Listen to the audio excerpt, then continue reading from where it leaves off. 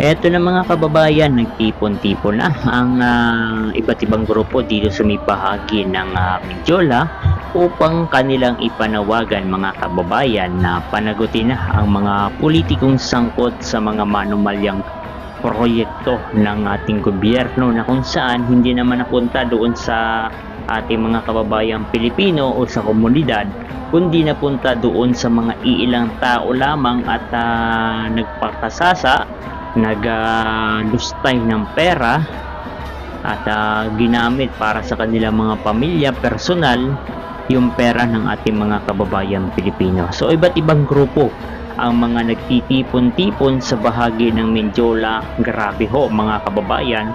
So isa pa lamang ho itong warm up para sa darating ho na January 31 mga kababayan, kasi mas matindi ho ang mangyayari sa January 31. So ilang araw na lamang ho mga kababayan, no? January 22, 23, 24, 25, 26, 27, 28, 29, 30, 31, 9 days. Sa loob ng siyam na araw mga kababayan ay matindi na naman po ang mangyayari at hindi ho natin masasabi kung magbabakod na naman ho, magiging sarado na naman ang bahagi ng Mindiola, itong kahabaan ng rekto, dahil nga mga kababayan sa gagawing mas matinding rally sa darating na January 31, 2025. So ito pa lang mga kababayan ay warm up. So hindi naman natin masasabi kung ito pa rin ang mga sasama, pero sa tingin ko kabayan, itong mga kabataan na nandito ay mga miyembro ho ito ng mga kabataang party list, kasi meron silang mga karatula.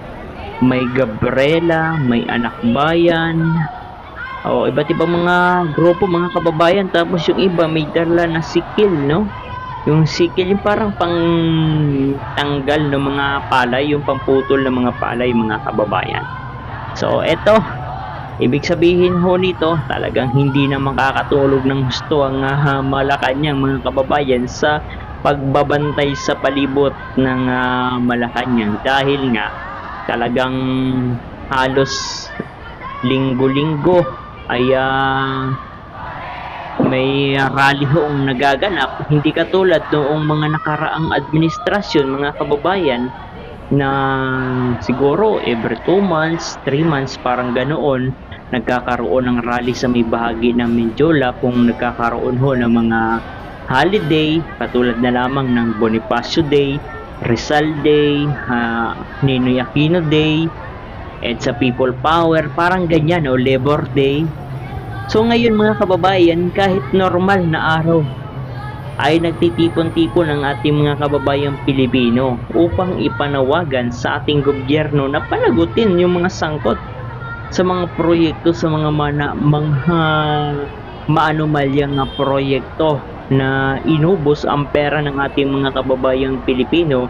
Ngayon nga mga kabayan, no, 17 trillion mahigit na ho ang utang, at hindi ho natin malaman kung madadagdagan pa ho ito, kasi merong deficit ata sa ating national budget ng 2026 mga kababayan, at posible na mangutang na naman ng trillion pesos ang ating gobyerno, dagdag utang, tapos wala ho tayo nakikitang proyekto maliban lamang doon sa proyekto nila mga kababayan na AIX, yung mga tupad, yung mga proyekto na nagbibigay ng pera, pangangailangan, at tawag ito, hindi pera, mga needs, o mga basta parang masasabi ng ilan natin mga kababayan, no?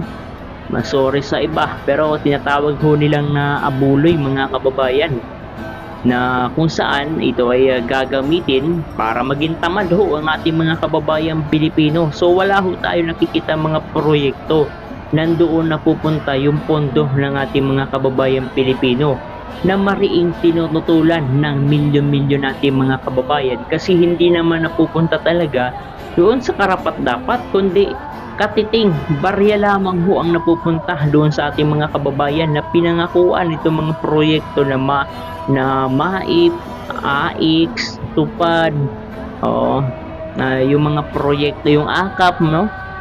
So kaya naman ho ito, nagtitipon-tipon ang ating mga kababayang Pilipino dito na panagutin ang mga sangkot na mga korap na mga politiko na naglustay sa pera ng ating mga kababayang Pilipino.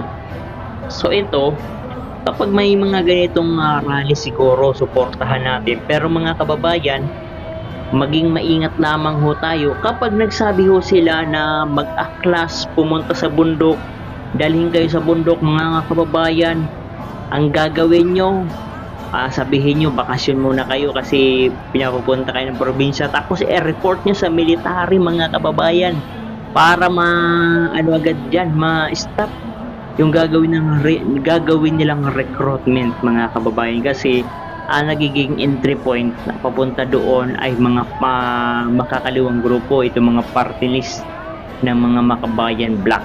So ito mga kababayan, no, kapag may mga rally na against the corruption, not against the government, against the corruption, against the politiko, no, mga corrupt na mga politiko, sige, suportahan ho natin mga kababayan upang matigil na at umayos na ho ang ating bansang Pilipinas. Actually, unti-unti na yung nasusolusyonan noong kapanahunan ni Pangulong Duterte. Ngayon ho ay talagang unti-unti hong bumabalik at nagalit sila, pinakulong nila si Pangulong Duterte, dinala doon sa The Hague si Pangulong Duterte kasi kinontra, nilabanan ng mga corrupt na mga politiko, ang mga yung tinatawag na war on drugs, at tinawag ho nila na ito ay crimes against humanity mga kababayan. So ngayon, ramdam na ho ng mga kababayan nating Pilipino ang matinding epekto ng pagkawala ni Pangulong Duterte. So matindi ho talaga ang kasi naramdaman na natin yung mga pagbabago ni Pangulong presidente pa si Pangulong Duterte.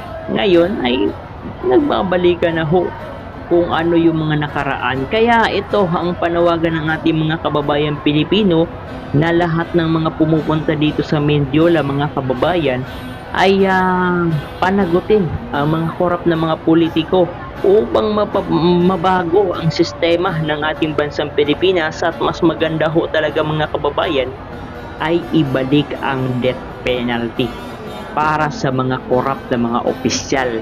Siguro okay na ho mga kababayan, 5 million pataas pwede nang na pailan ng criminal case, plunder case, o ano pa mga kaso, no? Mas maganda ho siguro mga kababayan kapag ganun, tapos pwede na siyang ilista doon para sa mga pwedeng parusahan ng death penalty mga kababayan, no?